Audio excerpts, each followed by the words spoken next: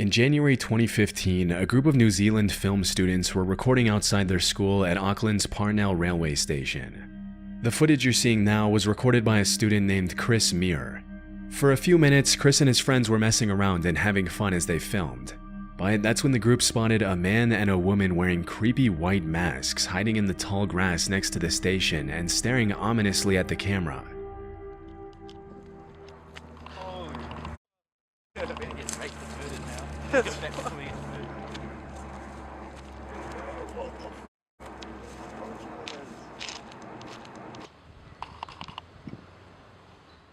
As it was later revealed, Chris and his buddies first thought that the masked people were probably pranksters from the school trying to creep them out, which is why they can be heard laughing throughout the footage.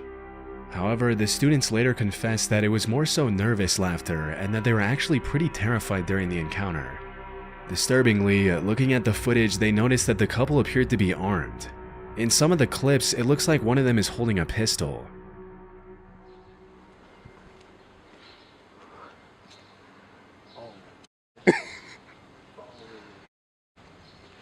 Where's the other one? Where's the other one? I don't see him. As soon as the suspects got a little too close for comfort, the group ran back to the main road, after which they reportedly saw a police chopper approaching the area of the incident. It's not entirely clear who called the cops that day, but based on my research, this wasn't the first time the couple had harassed the public with their creepy masks and weapons. Earlier that week, they had terrorized a woman at Auckland's Domain Park, but left before the police were able to arrest them.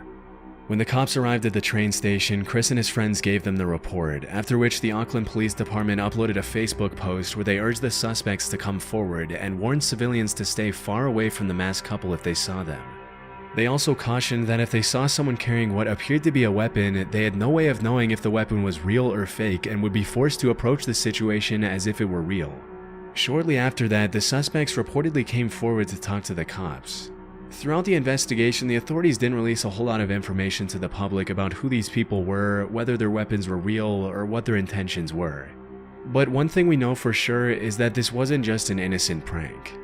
In fact, when a lot of people online started accusing the students of staging a prank just to get attention, a spokesperson from the school came forward to clarify that the masked suspects had nothing to do with the institute. According to an article from Vice, a police spokesperson later confirmed that the weapons were fake. But I wasn't able to find any official confirmation of this, and to this day, not a lot of people know who the suspects were or why they were terrorizing the public for no reason. Whatever the case, it's a good thing Chris and his friends were able to get away before things took a turn for the worse. Near the base of Mount Fuji in Japan lies a forest that's known among the locals as the Sea of Trees. Interestingly, the entire forest grew out of a 30 square kilometer patch of hardened lava that was laid down by the last major eruption of Mount Fuji. A little more disturbingly though, over the years the Sea of Trees has become known as a place where people go to take their own lives. And if you venture far enough into the forest, it's not uncommon at all to find a body. Near the entrance of the forest, a sign written in Japanese reads, "Quietly think once more about your parents, siblings, and children. Please don't suffer alone, and first reach out." In July 2017, urban explorer and YouTuber Burbax ventured into the forest to see what he'd find, walking his viewers through his entire journey into the Sea of Trees. But even though the video starts out tame enough, just a few minutes into his exploration, the uploader comes across an abandoned bike, and that's when things get a little disturbing. I'm only a few meters away from the road right now, but I've already found an abandoned bike. It's actually a pretty nice bike. Let's take a look at it.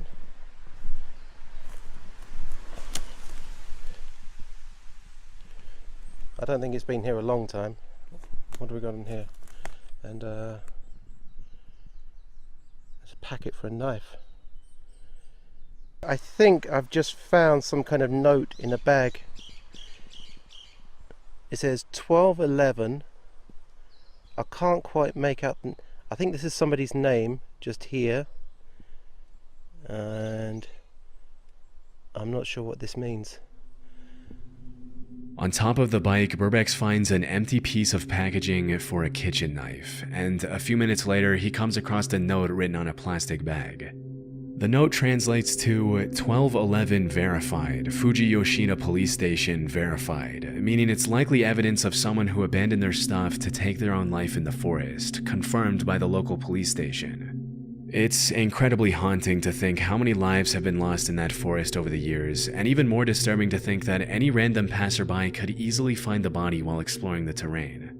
Over the years, the Japanese government has implemented several measures, such as placing security cameras near the entrance to track those who walk inside, as well as training volunteers to talk to the visitors who are thinking of taking their lives.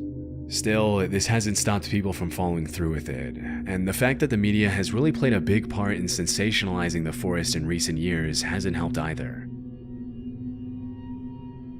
In early 2023, a man named David Meredith was taking his usual evening stroll through his neighborhood in Red Deer, Canada, when he suddenly saw a bull moose eating next to a tree. Hoping to catch a better glimpse, he hid behind the tree to watch. And that's when the moose turned around and started charging at him. To understand how incredibly dangerous this is, keep in mind that an adult male moose can run faster than 35 miles per hour, which is almost twice as fast as the max speed for the average human male. Even though moose aren't generally aggressive, they can easily trample and kill a human if they feel threatened, which is probably what happened here. Fearing for his life, David hoisted himself up the tree next to him to avoid getting stabbed by the moose's antlers. He just ran me up a tree.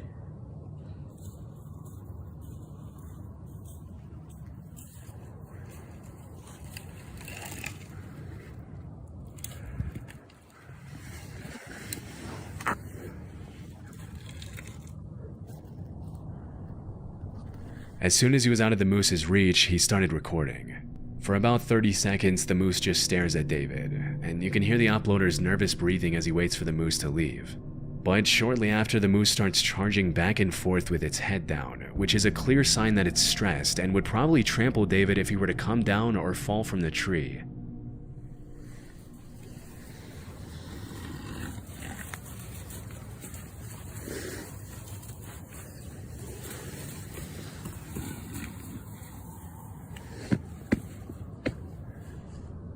Based on what he mentioned to the news station that interviewed him a couple of days later, David stayed in the tree for over 10 minutes waiting for the moose to leave him alone.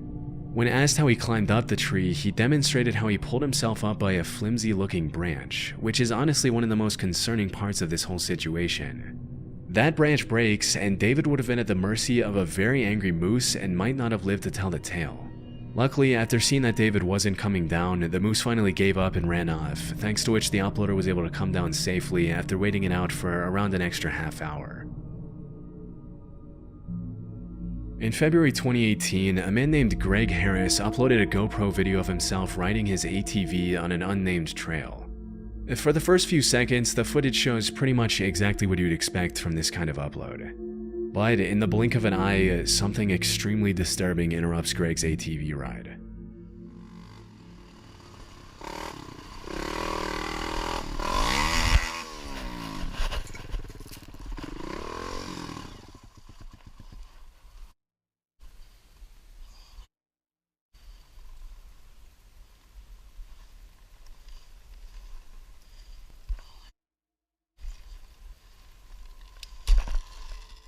If you didn't catch it, someone had set up a metal wire between the two trees, which got caught in the uploader's helmet and forced him to stop.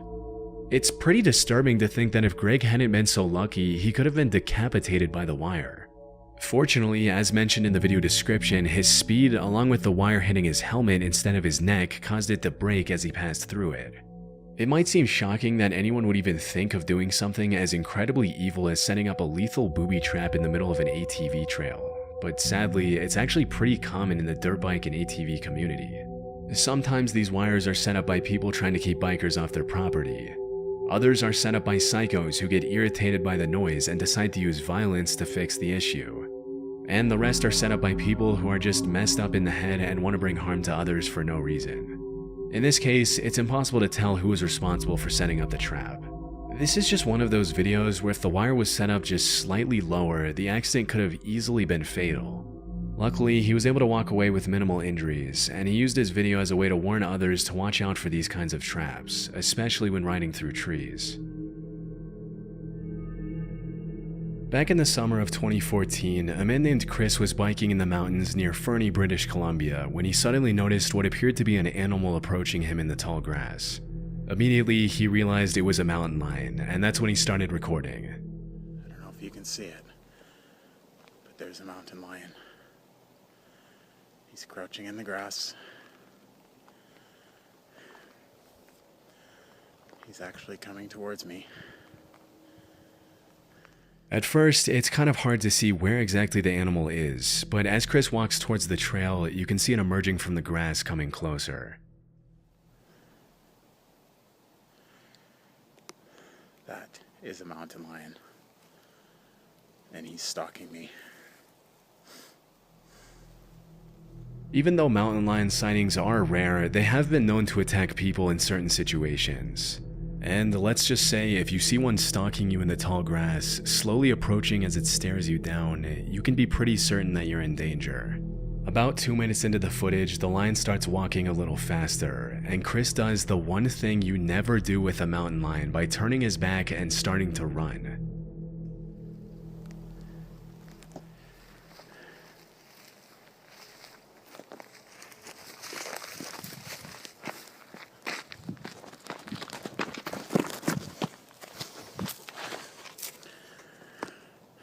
Hey, Mr. Mountain Lion.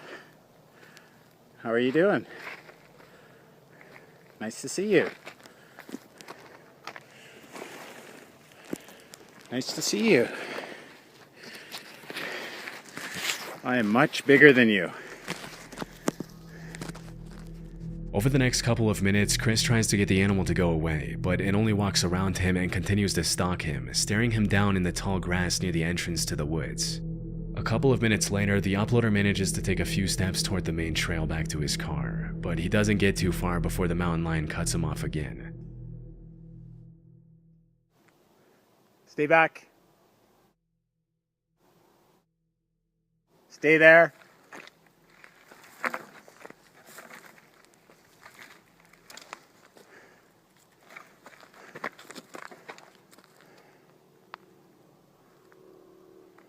I'm not afraid of you. Fortunately, after a few moments of tension, the mountain lion turns around and disappears into the trees. Being in a position like that has to be downright terrifying, especially when you consider that the only reason the lion didn't attack was because it didn't want to. And had it felt more threatened, it easily could have done some serious damage. Thankfully, it was just a close call and Chris was able to walk away from the terrifying encounter unharmed. In March 2019, a 5-year-old girl from Fairlawn, New Jersey was playing with her friends near a creek in a wooded area behind her home right off Route 208. This was an area the family knew very well, as they'd been living there for 13 years, and the girl's father, Dave Kuroda, and his wife felt completely safe letting their kid play in the woods behind their house. But at some point during that particular afternoon, the girl came across a pile of clothing in the woods, after which she immediately ran back to tell her dad what she had found. Strangely, the clothes appeared to have been cut off a person's body, and there were suspicious red stains all over the tattered, shredded outfit. After confirming the bundle consisted only of women's clothing, Dave called the Bergen County Sheriff's Office and reported the incident, feeling like it was just too out of the ordinary for a random pile of cut-up clothes to appear near the entrance of the woods so close to his home. Even though this was the first time their daughter saw the clothes, it appeared they had been in the woods for several months, which explains some of the excessive wear and tear, but not the suspicious cuts and stains all over the outfit. Immediately, Fairlawn police started asking the public if they could identify the clothes, hoping that it was just a prank rather than something more sinister. Unfortunately, nobody came forward, and until the clothes can be linked to some sort of crime or to a victim, they can't be accepted for testing by the police department. To this day, the cops from the Fairlawn Police Department haven't been able to match the clothing to anyone in particular.